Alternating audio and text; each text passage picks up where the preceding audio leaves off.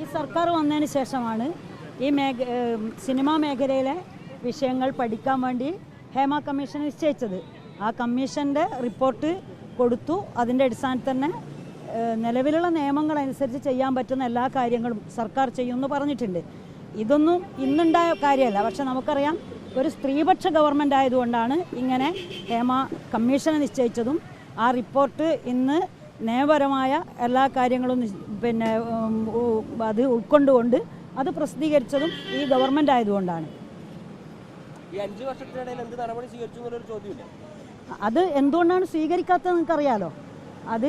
അതിൻ്റെ കമ്മീഷനുകൾ പറഞ്ഞ് ഇന്നത്തെ രഹസ്യാത്മകത സൂക്ഷിച്ചുകൊണ്ട് മാത്രമാണ്. ഗവൺമെൻറ് പറഞ്ഞല്ലോ, ആരെങ്കിലും കേസ് കൊടുത്താൽ നാട്ടിൽ എന്തെല്ലാം സംഭവങ്ങൾ നടക്കും, എല്ലാ സംഭവങ്ങളിലും നമുക്ക് കേസെടുക്കാൻ കഴിയും. ഒരു കേസെടുക്കണമെങ്കിൽ എന്ത് വേണം? ആ കേസ് ഒരു വ്യക്തി എന്ന് പറഞ്ഞു കഴിഞ്ഞാൽ ആ വ്യക്തി പരാതി കൊടുക്കുമ്പോഴല്ലേ കേസ് കൊടുക്കാൻ കഴിയൂ. അതുപോലെ വ്യക്തികൾ പരാതി കൊടുത്തു കഴിഞ്ഞാൽ കേസെടുക്കുമെന്ന് കൃത്യമായി പറഞ്ഞിട്ടുണ്ട്. ഗവൺമെൻറ് നിയമപരമായിട്ട് ചെയ്യാൻ പറ്റുന്ന കാര്യങ്ങളെല്ലാം ചെയ്യുന്നൊരു ഗവൺമെൻറ്റാണ് ഈ ഗവൺമെൻറ്. യഥാർത്ഥത്തിൽ നമ്മൾ ഈ ഒരു കാലത്ത് മാത്രമാണ്. അപ്പോൾ ഞാൻ നിയമസഭയിൽ ഈ മാധ്യമങ്ങളിൽ നടക്കുന്ന ഇത്തരം കാര്യങ്ങളെക്കുറിച്ച് പറഞ്ഞപ്പോൾ ഞാൻ പറഞ്ഞിട്ടുണ്ട്. പക്ഷേ പിറ്റേ ദിവസത്തെ മാധ്യമങ്ങളിലൊക്കെ ആ ഒരു വാർത്ത പോലും കൊടുക്കാൻ തയ്യാറായിട്ടില്ല. അന്ന് ഞാൻ MLA ആയ സമയത്ത്. ഇവിടെ ഇപ്പം സർക്കാർ നിയമപരമായിട്ട് ചെയ്യാൻ പറ്റുന്ന എല്ലാ കാര്യങ്ങളും സർക്കാർ ചെയ്യും. നിയമപരമായി ചെയ്യാൻ പറ്റുന്നല്ലേ ഒരു സർക്കാരിന് ചെയ്യാൻ പറ്റൂ. നമുക്ക് സർക്കാരിന് പറയേണ്ടത് മുഖ്യമന്ത്രി ഇന്നലെ വളരെ കൃത്യമായിട്ട് പത്രസമ്മേളനം നടത്തി കൃത്യമായി പറഞ്ഞിട്ടുണ്ട്. ആ കാര്യങ്ങളൊന്നും ഞങ്ങൾക്ക് മഹിളാ അസോസിയേഷൻ പറയാൻ പറ്റില്ലല്ലോ. അല്ല, ഗോവിന്ദ മാഷ് കൃത്യമായിട്ട് നിങ്ങളെ പത്രസമ്മേളനത്തിൽ പറഞ്ഞിട്ടുണ്ടല്ലോ. ആ പറഞ്ഞാലപ്പുറമൊന്നും എനിക്കൊന്നും പറയേണ്ട ആവശ്യമില്ലല്ലോ. ഇനി ഒരു കാര്യം നിങ്ങൾക്ക് മനസ്സിലായിക്കോ, ഇത് അന്വേഷണം നടന്നുകൊടുക്കുക. അന്വേഷണം നടന്നിട്ട് കൃത്യമായിട്ട് വരട്ടെ. അതിനെക്കുറിച്ചൊന്നും എനിക്ക് പറയാൻ കഴിയില്ല. ഞാനെങ്ങനെ അതിനെക്കുറിച്ച് പറയാം? വളരെ കൃത്യമായിട്ട് നമുക്കറിയാം. ഇടതുപക്ഷ ജനാധിപത്യ മുന്നണിയുടെ ഒരു പ്രവർത്തക എന്നുള്ള നിലയിൽ അറിയാം. ആ ലോകസഭാ മണ്ഡലത്തിനകത്ത് വളരെ കൃത്യമായ രൂപത്തിലേക്ക് UDFൻ്റെ ലീഡർഷിപ്പും താഴേക്കടയിലുള്ള ആളുകളും വലിയ രൂപത്തിലേക്ക് വർഗീയത പ്രചരിപ്പിച്ചിട്ടുണ്ടായിരുന്നു.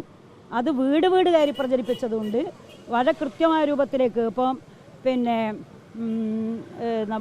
റിപ്പോർട്ടർ ചാനൽ ഇവിടെ ഇല്ലേ, റിപ്പോർട്ടർ ചാനൽ അരുൺകുമാർ നാദാപുരത്ത് നടത്തിയിട്ടുള്ള ടീച്ചറുമായി ഉള്ള ഒരു അഭിമുഖത്തിൽ പറഞ്ഞിട്ടുള്ള കാര്യങ്ങൾ വളരെ കൃത്യമായി വളച്ചൊടിച്ച് പറഞ്ഞു.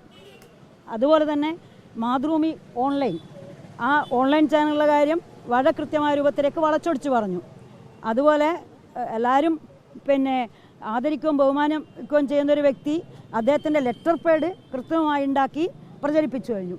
ഇങ്ങനെയൊക്കെ അതിനേക്കാൾ ഉപരിയായി എത്ര അശ്ലീലമായി കാര്യങ്ങൾ പറയാൻ പറ്റും അത്ര തരത്തിൽ മനുഷ്യർക്ക് ചിന്തിക്കാൻ കഴിയാത്ത രൂപത്തിലേക്ക് നമ്മളെ സംസ്ഥാനത്തിൻ്റെ മന്ത്രിയായിട്ടുള്ള, അതുപോലെ ഒരു കോവിഡ് കാലത്ത് വളരെ കൃത്യമായ രൂപത്തിലേക്ക് ഈ നാട്ടിലെ സകല മനുഷ്യനെയും ചേർത്ത് പഠിച്ച ഒരു വ്യക്തിക്കെതിരായി വലിയ രൂപത്തിൽ പ്രചരണം നടത്തിയിട്ട് ആ പ്രചരണം ഏത് രൂപത്തിലാണ് ആ സ്ഥാനാർത്ഥികളും അതുപോലെ തന്നെ അതിൻ്റെ നേതാക്കന്മാരും അതെങ്ങനെയാണ് കൊണ്ടുപോയെന്നൊക്കെ അതിനെക്കുറിച്ചൊന്നും ഞാനല്ല പറയേണ്ടത്. യഥാർത്ഥത്തിൽ മാധ്യമങ്ങളൊക്കെ അതിനെതിരായി ഏതെങ്കിലും രൂപത്തിലേക്കുള്ള ശബ്ദം ഉയർത്തിയിട്ടുണ്ടോ, അല്ലെങ്കിൽ മാധ്യമങ്ങൾ അത് വളരെ കൃത്യമായ രൂപത്തിൽ വെളിച്ചത്ത് കൊണ്ടുപോയിട്ടുണ്ടോ എന്നൊക്കെ ആലോചിക്കേണ്ടതാണ്. അല്ല, ഇതിങ്ങൾ ഞാനിടുന്ന മടിയെന്ന് ചോദിച്ചാൽ അല്ലാണ്ട് ബാക്കിയുള്ളതൊക്കെ നമുക്ക് പറയാൻ പറ്റുമോ? അല്ല, അയാൾ പറയാത്ത എന്തുകൊണ്ടാണ്? അതിനൊക്കെ കാരണം ഉണ്ടാവില്ലേ?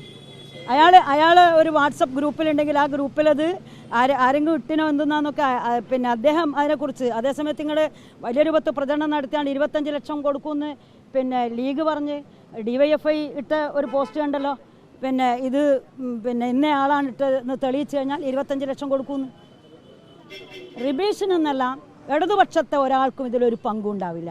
കാരണം ഞങ്ങൾ ഈ തെരഞ്ഞെടുപ്പിൻ്റെ ആദ്യം മുതൽ അവസാനം വരെ തെരഞ്ഞെടുപ്പ് വിജയപരാജയങ്ങൾക്കപ്പുറത്തേക്ക് നിങ്ങൾക്കറിയാവുന്ന എനിക്കറിയില്ല, നാദാപുരത്തും അതുപോലെ തന്നെ ഞങ്ങളുടെ മേഖലയിലും ഈ സമാധാനം നിലനിർത്തുന്നതിന് വലിയ രൂപത്തിലേക്കുള്ള ഇടപെടലാണ് പാർട്ടി നടത്തിക്കൊണ്ടിരിക്കുന്നത്. അത് CPM മാത്രമൊന്നുമല്ല, CPM-ഉം മറ്റു പാർട്ടികളും. അതുകൊണ്ട് തന്നെ ഒരു തരത്തിൽ വർഗീയതയുടെ ഒരു അംശവും ഉണ്ടാവരുത് എന്നുള്ളത് ഏറ്റവും ശക്തമായ രൂപത്തിൽ തന്നെ ഞങ്ങൾക്ക് പിന്നെ കൃത്യമായ രൂപത്തിൽ തന്നെ നിർദ്ദേശം ഉണ്ടായിരുന്നു. അതുകൊണ്ട് തന്നെ ഞങ്ങൾ ഒരു രൂപത്തിലേക്കുള്ള വർഗീയതയും ഒരു രൂപത്തിലും ഒരാൾ പോലും പ്രചരിപ്പിക്കാൻ വേണ്ടി തയ്യാറാവില്ല. അല്ലേ, ഞാൻ ചോദിക്കട്ടെ, നിങ്ങൾ എന്തെങ്കിലും ചോദിക്കുന്നത്? കേരളത്തിലെ നിയമസഭക്കൊക്കെ വളരെ കൃത്യമായി ഇങ്ങനെയുള്ളൊരു കാര്യം പ്രചരിപ്പിക്കാൻ പാടില്ല. ഇത് തെരഞ്ഞെടുപ്പ് കഴിഞ്ഞാലും നമ്മളിവിടെ ജീവിക്കേണ്ടവരല്ലേ എന്നാണ് ഞാനിട്ടത്. അത് പറഞ്ഞല്ലോ, അത് തന്നെ പിന്നെ ഗോവിന്ദൻ മാഷും പറഞ്ഞു. പിന്നെ നിങ്ങളെന്താ എന്നോട് അങ്ങനെ ചോദ്യം ചോദിക്കുന്നത്? അല്ല, അത് വളരെ കൃത്യമായി പറഞ്ഞു കഴിഞ്ഞു. ആ പറഞ്ഞതിനെ പിന്നെ ചോദിക്കേണ്ട ആവശ്യമില്ലല്ലോ. അത് വരട്ടെ, അന്വേഷണം നടന്നുകൊണ്ടിരിക്കുന്നല്ലേ. അത് മുഖ്യമന്ത്രിയും അതുപോലെ തന്നെ പിന്നെ നമ്മുടെ പിന്നെ നിയമസഭക്കകത്ത് പറഞ്ഞതിലപ്പുറവും അല്ലെങ്കിൽ കേരളത്തിലെ പിന്നെ CPM-ൻ്റെ സെക്രട്ടറി പറഞ്ഞതിലപ്പുറം ഒന്നും എനിക്ക് പറയാനില്ല. ഇങ്ങനെയൊന്ന് പ്രചരിപ്പിക്കരുത് എന്ന് പറയുന്നത് എന്താ തെറ്റാണോ? എവിടുന്ന് സോഴ്സ് എന്നല്ല, അവിടെയുള്ള ഓരോ വീടുകളും നടന്ന പ്രചരണം എന്താണെന്നും ആ നാട്ടിൽ നടന്ന പ്രചരണം എന്താണെന്നും അറിയാവുന്നൊരു വ്യക്തിയാണ് ഞാൻ. ഈ വീടുകളിലൊക്കെ പോകുന്ന ആളുകളാണ്. അങ്ങനെയുള്ള സ്ഥലത്ത് ഇത്തരം ഒരു പ്രചരണം ഉണ്ടാവരുത് എന്നാണ് എൻ്റെ പിന്നെ ഫേസ്ബുക്ക് പേജിലുള്ളത്.